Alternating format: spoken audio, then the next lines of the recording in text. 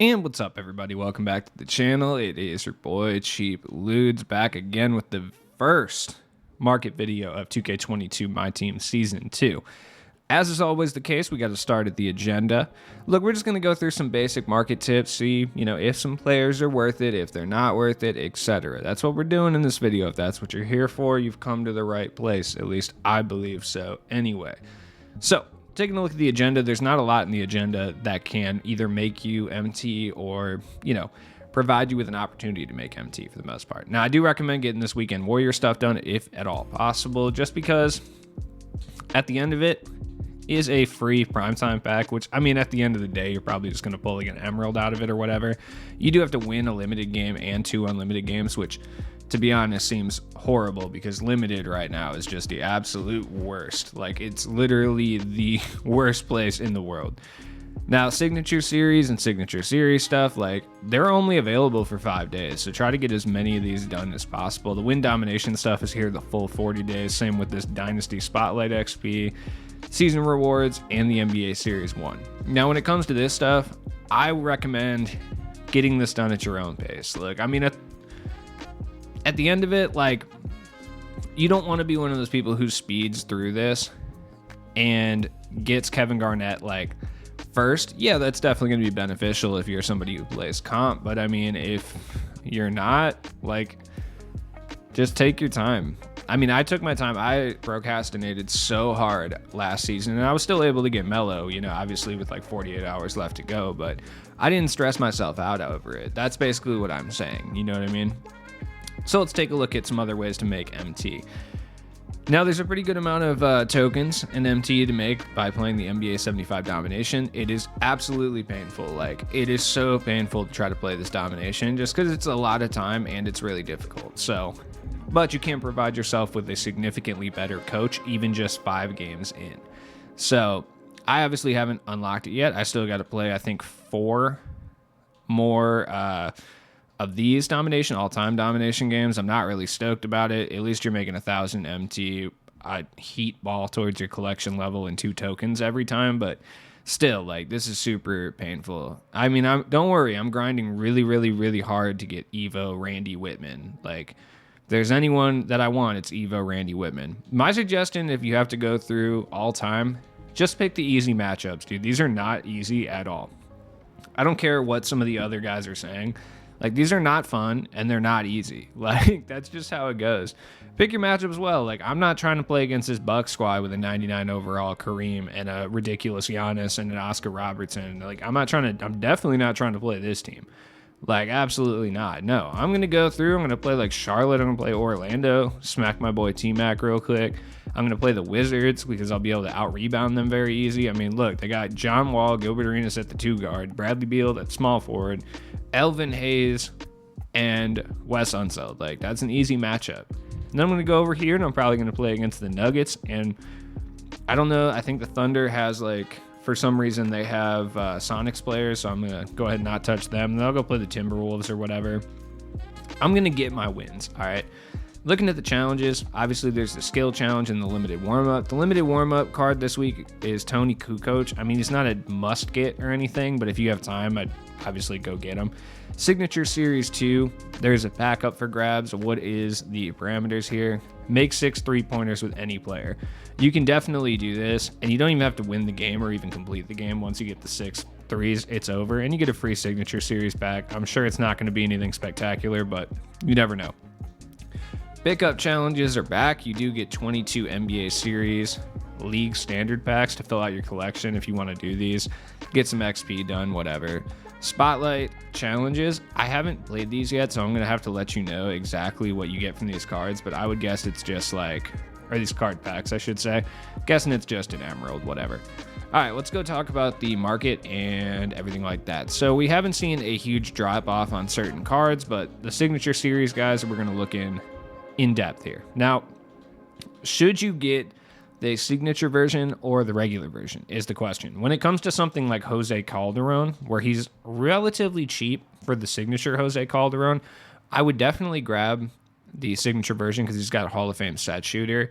And for the playstyle that Jose Calderon presents as like a shoot off of picks and 3 hunting and like a pure point guard, like that Hoff set shooter is absolutely going to be helpful. If you can even wait like a second or so, it's going to boost the amount your shot's going to go in so much. Desmond Mason's good. He does have, I believe, Hall of Fame limitless takeoff. So if you're a dunker, especially if you're over on current gen, you're going to want Desmond Mason for that. But he's not altogether that good. I hate Juwan Howard. I know some people like him, and that's okay. He's decent on the interior. I don't know what it is about him, but I just dislike this card so much. Like, I can't explain it. I don't know. I can't explain it. I hate it so much, but it's on you. Bruce Bowen's really, really good if you get the signature version as well. You know, he has Hall of Fame clamps and Hall of Fame corner specialist, which I believe the regular one just has corner specialist, right? Or is it clamps? Yeah, he just has corner specialist with gold clamps, which is fine, but Hall of Fame clamps is going to be huge, right? And then we obviously got our diamond guys. LaMarcus Aldridge is a monster. I have the non-signature version of LaMarcus Aldridge, and he is super good. The difference being post spin technician, so unless you're a post guy, it's really not going to make much of a difference which one of these guys you have. Non-signature is like 30K, where a signature looks to be around 50 or 60, so I would grab the non-signature one unless you're somebody who really, really uses post spins. But LaMarcus Aldridge is a beast, dude. Like, he's so good. He's 6'11", really easy to time release, 85 3-pointer. He's not ball handling at all. He's a pure stop and pop center. A person I would compare him to, he's Channing Frye with better defense and a better jump shot. That's what he is. The 62 perimeter defense, not great. 84 interior is just fine. He rebounds well. He's relatively fast on his own. Like 66 lateral quickness is fine. LaMarcus Aldridge is good. Like, he's very good. Jaylen Brown is an absolute monster. Like, this card is so good. He's good on the offensive end, and then he is a lockdown defender. Catch and shoot, pick dodger, posterizer, pogo, and tireless defender. Solid. And he's got gold corner specialist, difficult shots. He can do a little bit of everything. He's really nice. That being said, is he worth over 100K for the signature version? No, I would say no. Like, I don't think he's much different than this one. Like, what's the badge difference here? I don't even remember what his badges were, but I think it's posterizer. Gold posterizer is fine. Like, he's still got the Hoff catch and shoot. You'd be better off going to grab this one for a buyout. You can get him for around like 70. I've seen him go as low as 60. And he's one of the better shooting guards in the game. I'm going to wait for his price to calm down a little bit before I pick him up, but he's fire. Now let's talk about Big Steph. Look, non-signature is $225. Signature Steph, on the other hand, is, yes, this may appear like it's going to be cheaper. No, he'll be like 400 or 500K because he has Hoff Chef, and that is important. This is one of the best offensive point guards in the game, if not the best offensive point guard in the game. For my playstyle, I would still select someone like Dominique or Russ. Russ has this thing that goes on with him where the opposing CPU on next gen just refuses to guard his three-point attempts, so you can pretty much get off as many threes as you want. I'm trying to narrow down exactly why that is. I'm not sure. I have it basically up to two different things right now. Shout out to Mills for bringing this to my attention for sure. Lucky number 7 on Hall of Fame, but Dave Bing doesn't have the same thing. He also has a 0 3-point shot tendency, which I believe the CPU recognizes and then won't guard him on threes because they don't think he's going to shoot one. That's my theory anyway. So looking at some of the other cards to see how their prices have been affected. Dikembe, not really too affected. I mean, I'll have to see exactly what his price is. He's been fluctuating all over the place between like 120 and 150, but just expect to pay about 120. IT, his price hasn't really gone down too much on Xbox. He's still just barely over 100K. Oh, it looks like he's a buyout now.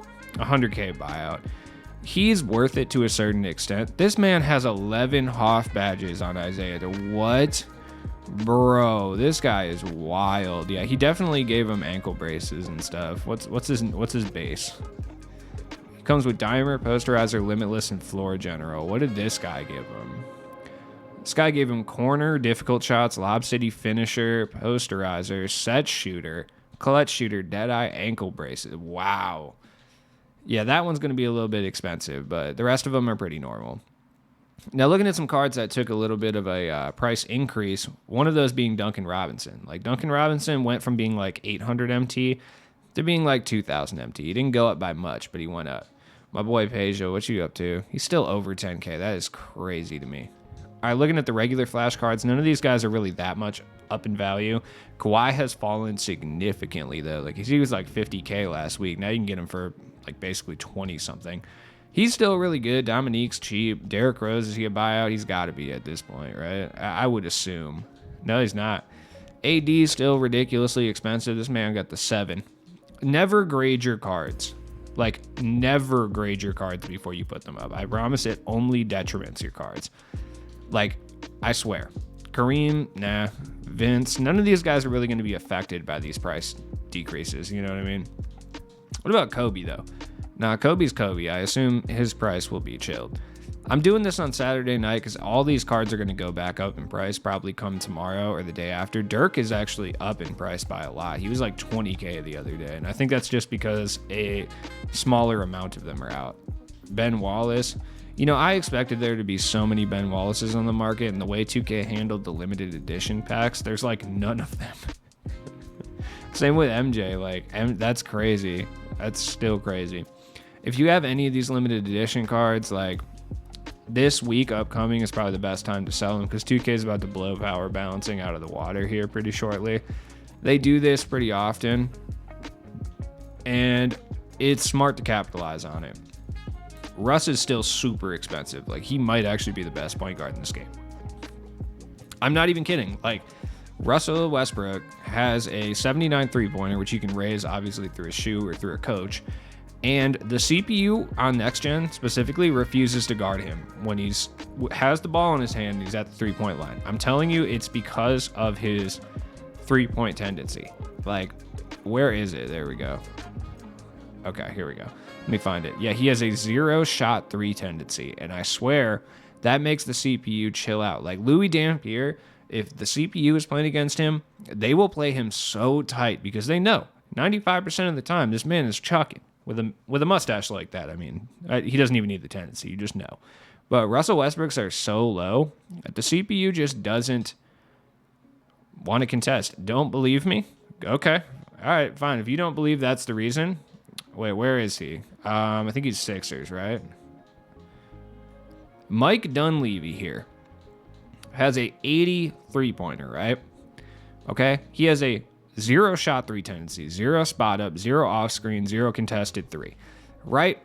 Go play a game with him and let the CPU guard Mike Dunleavy outside of triple threat. Triple threat, they'll guard you no matter who you are. You could have Ben Simmons at the three-point line and they will stick you. Like, it doesn't matter. This is 5v5 games. Use this Mike Dunleavy card. I guarantee he gets open shots more than anyone else. It's the tendency, I swear. I'll pay attention to that and pay attention to that in the future when it comes to card releases. Now, looking at some of the primetime guys, like Elgin Baylor is actually a lot cheaper than I thought he would be. Where's my boy Rick Barry? What about Grant Hill? Why is Grant Hill so expensive? I mean, he has some extra gold badges. There's no reason to be buying that Grant Hill. That's like way too expensive. Zach LaVine, where's my boy Rick Barry at? Look at Rick Barry, dude. He's so cheap. Do I pull the trigger on Rick Barry? He's really bad. I might have to, though, because he's like so bad. Oh man. What about Belinka? I forgot about him.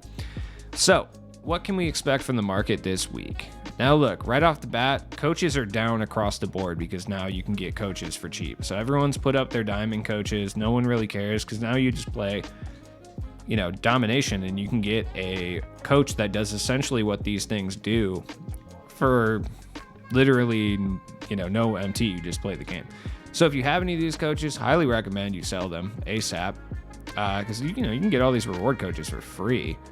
So especially if you got like Western Conference guys like Monty Williams, Space and Pace +5, like definitely sell these cards ASAP, especially if you're playing domination. Like if you're playing domination, unload these guys at your quickest and earliest convenience.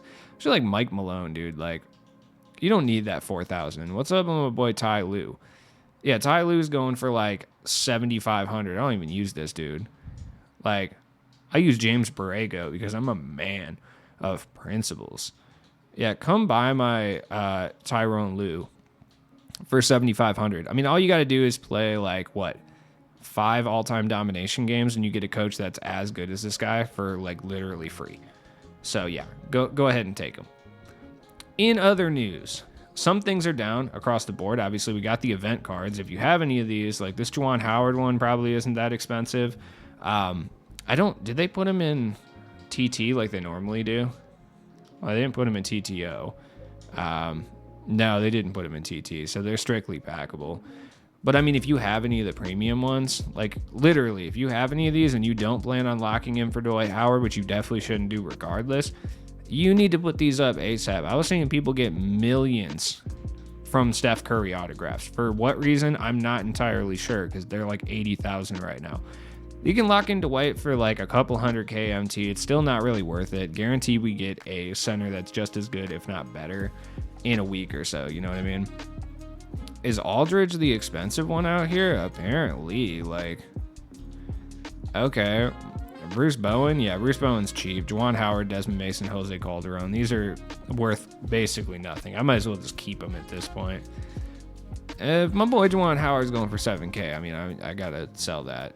This man put it up for 25K. You thought. Okay, 1,400, my word. These aren't going for anything either. Larry Bird's still fire, though. Like, I don't know if they're going to do an ultra lock-in, so I'm going to keep a hold of mine just in case. 2K does do that occasionally, where they'll do, like, a super lock-in.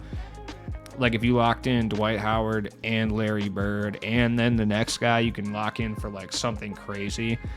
Like, you know, the first Opal Dr. J or something. So I'm going to keep a hold of those just on the off chance that that's the case. Shoe boosts are always something that's going for not really a great amount of MT, but people are getting a lot of shoes right now. So if you have any of the good shoe boosts, it's not a terrible idea to sell them at some point. My main thing is, like, always check your collection for stuff that might have value. Like, badges aren't really up.